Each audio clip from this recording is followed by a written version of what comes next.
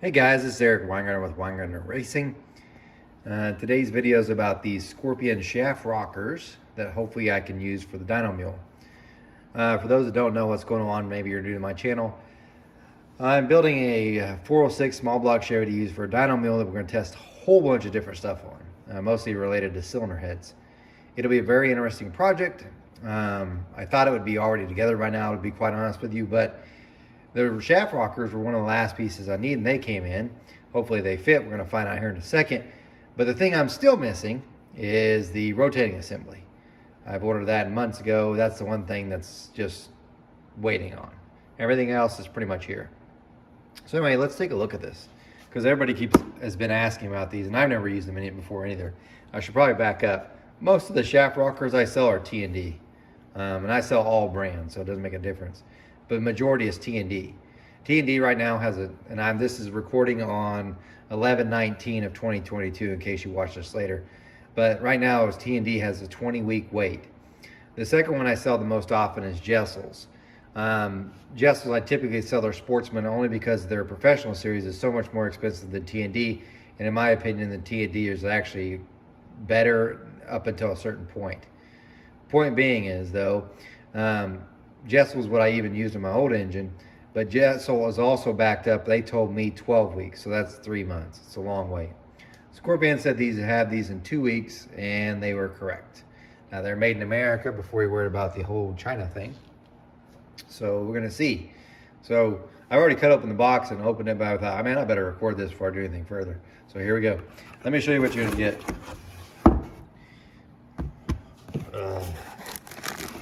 This is one of the first things I noticed when I opened the box was, here you have your rockers. These are the stands, obviously. They don't have the adjuster nuts in them, which they're over here, don't get me wrong. But when I first saw this, the only other company I've ever seen this was a long time ago, Pro Comp shaft rockers would come that way. So it's not that much more labor, guys, just to screw those things in. Just heads up, Scorpion. Now they do have a lifetime warranty too, so there's that. But here's what you get. You got your rockers. The other thing I noticed right off was, remember, this is for a small block Chevy. Look at the rockers. Typically, on a small block Chevy, let me grab a Jessel real quick. I want to show you this.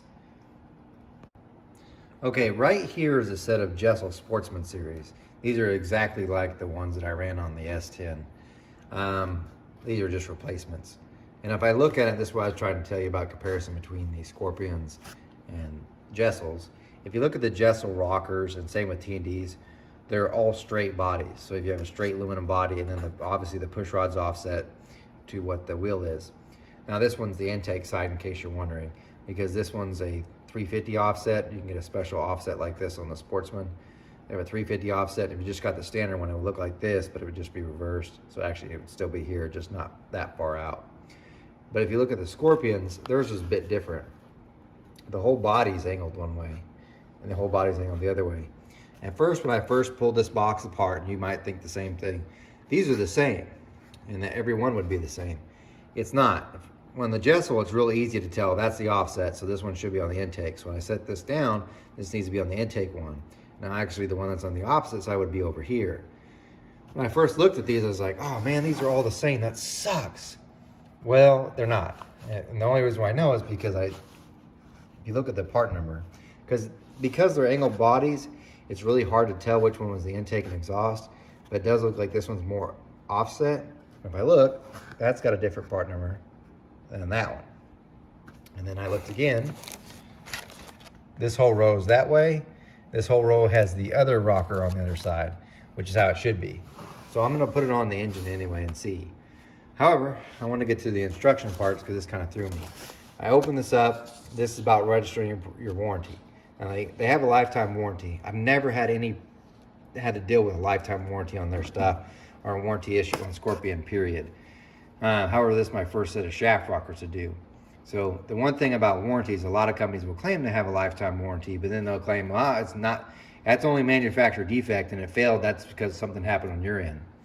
So in other words, the rocker breaks, and like, no, you did something wrong. Now, I'm not saying that's what Scorpion does, because I've never done it. I have had a Scorpion stud mount break, but it was not related to them at all. There's no way I can be like, it was your rocker that failed. In that case, what happened was a push rod, or the guide plate broke. It shoved the push rod into the rocker and it broke it that way. It wasn't the rocker's fault. So I have never dealt with their warranty to be able to answer that one. Anyway, there's that little thing. This is the instructions. And there's some things part of this that I have looked for and I thought I'd share with you that are kind of different. So there's some of your instructions. But on the back side, this is probably the more important part. You have, which this one I'm gonna really touch on, adjusting your stand height. That one's different than others. And the other thing that throws me off is this tech note.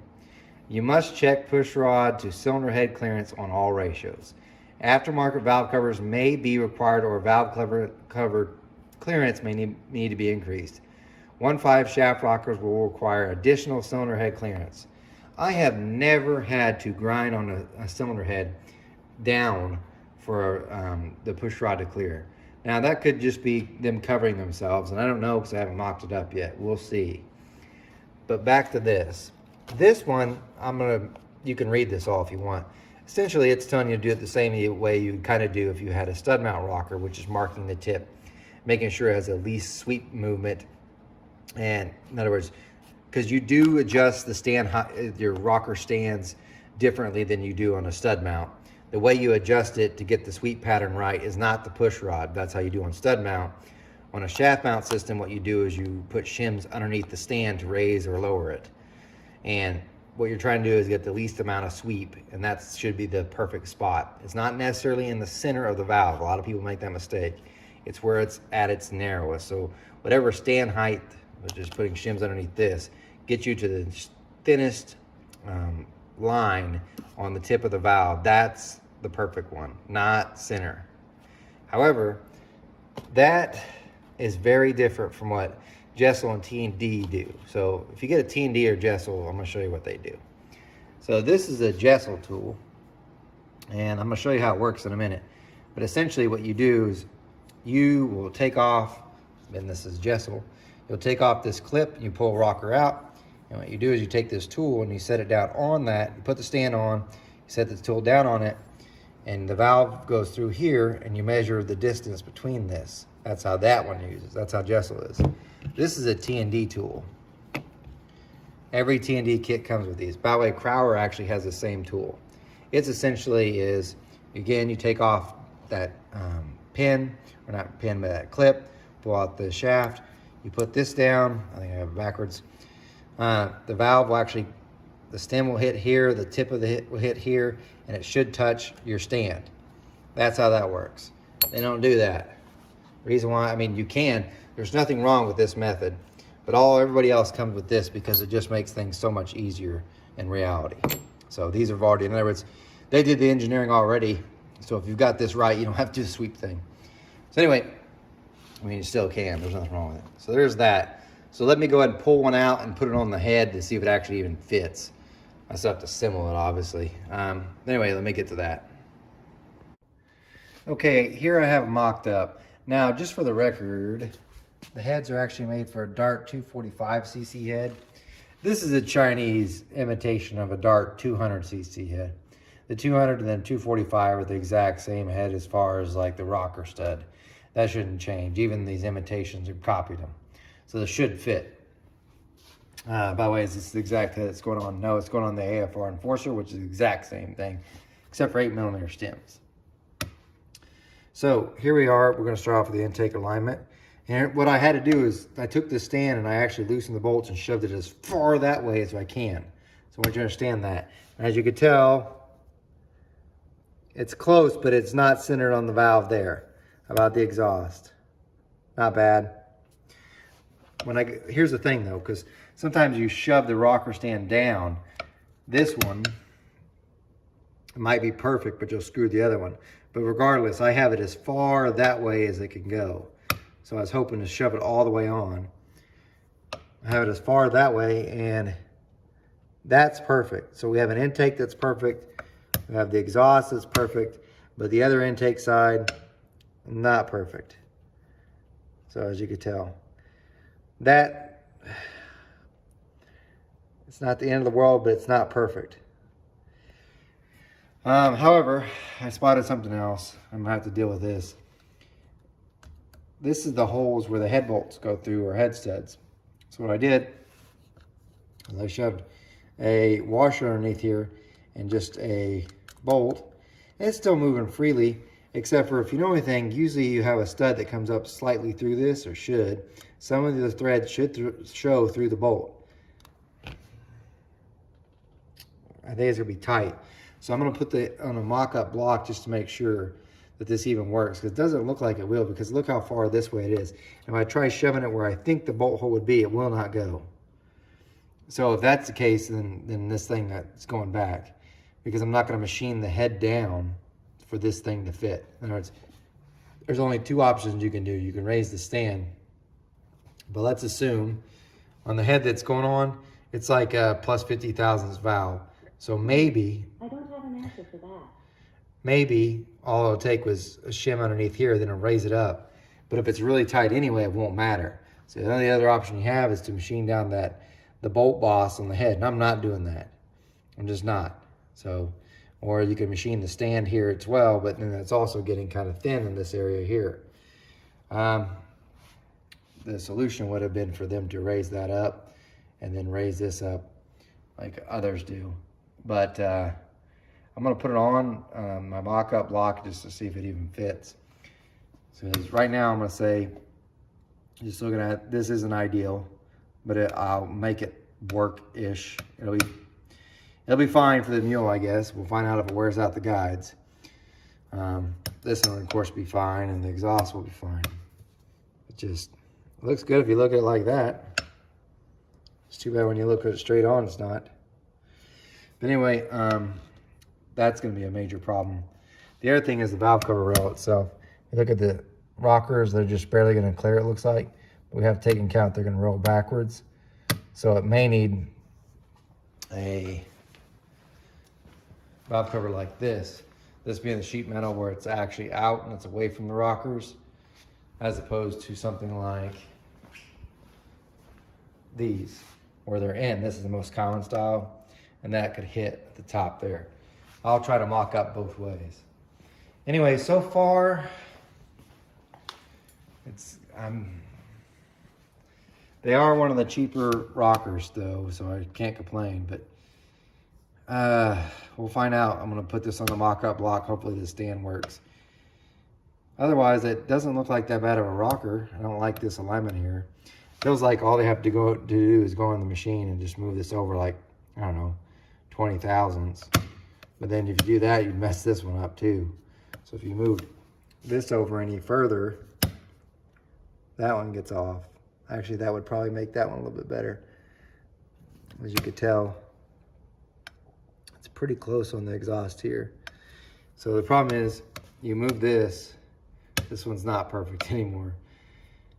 I wonder if there's shims here. Sometimes there's shims in between here, and you could take out a shim and it'll move just the intake rocker down.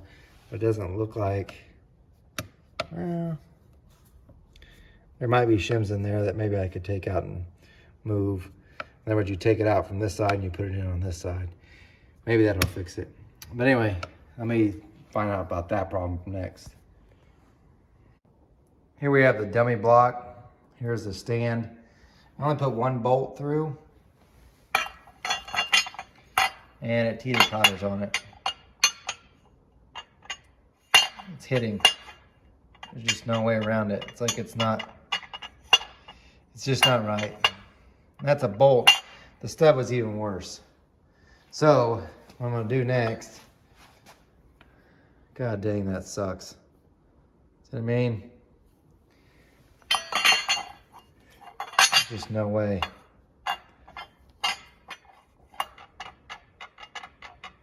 All right. So what I'm gonna do is, these are the actual head that's gonna be used. It's already assembled. That's kind of why I did that. I'm gonna pop it off and see if I have to add shims underneath this thing to make it sit right. And we'll go from there. Maybe it'll take like 100,000 shim and then raise it up and everything will be fine. But let's find out.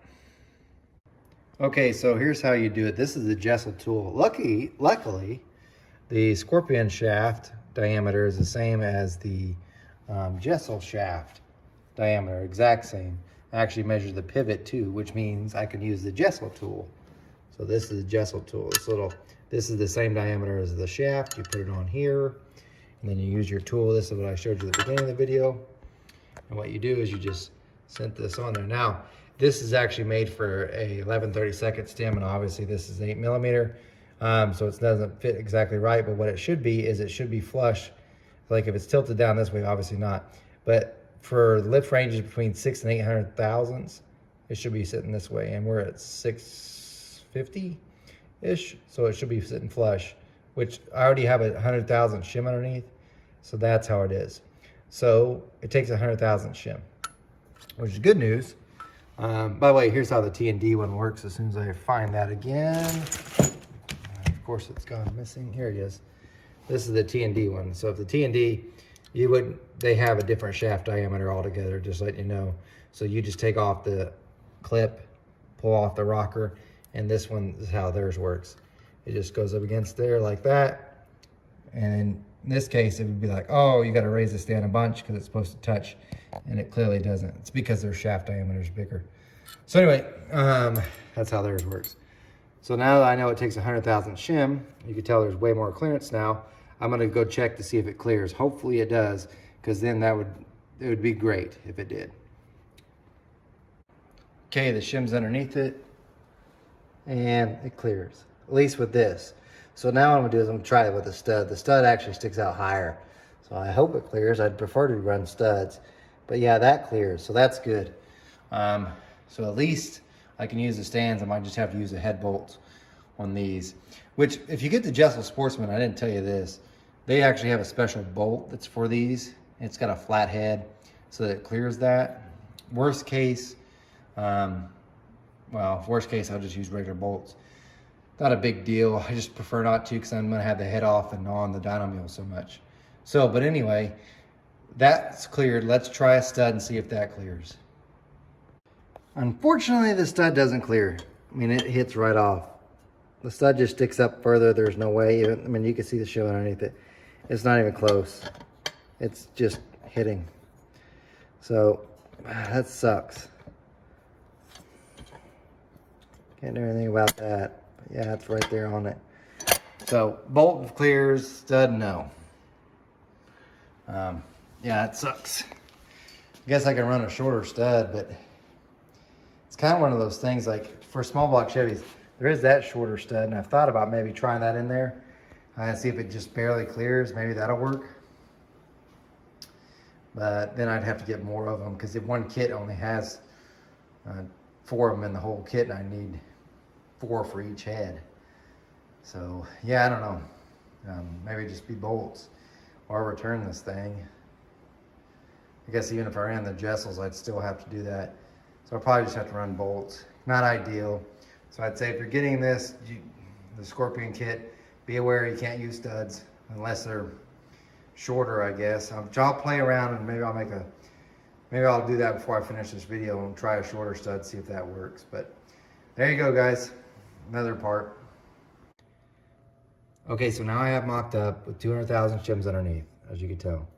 So I put it on. Oh, it clears. But, which I can't do with the camera, and I'm sorry you don't like that, and I'll try to show you as best I can. I will not. It's 10. That's what you get, 10. 10 thousandths clearance. And here's what I mean. Now you can see the angle of the rocker. So it's still so close. You might be like, well, 10 thousandths is fine. This stuff moves at RPM. And you're like, well, it should be fine. It literally dances. The last thing I want to do is for the retainer to hit the rocker and lose the locks and the whole thing go kaboom, because I thought it'd be okay. I know some people like risk. I'm not. And this thing's got to last a long time. So, anyway, I haven't made up my mind. Thanks for watching this very long video. It's more me being frustrated because I've now wasted probably an hour just trying to mock this up. Got it centered part on this rocker, and then problems again. This thing. Good news is maybe with the 200,000s, the stud might clear. Maybe. Anyway, you guys, thanks for watching this very long video of me getting frustrated. I thought this video would be like, hey, look, they fit. This is a wonderful rocker. You should go ahead and buy them. Now I'm like, I don't know if they'll fit. You maybe can buy them, but they may not fit. Or they might hit something. Or you better get studs. Or new valve covers. I don't know. Sorry about the longer rant. Hopefully this thing, I haven't made up my mind. But I'll let you know either way if you watch my channel. Guys, please subscribe. It helps and stuff. Jessels are probably the better way to go. All right, guys, take care.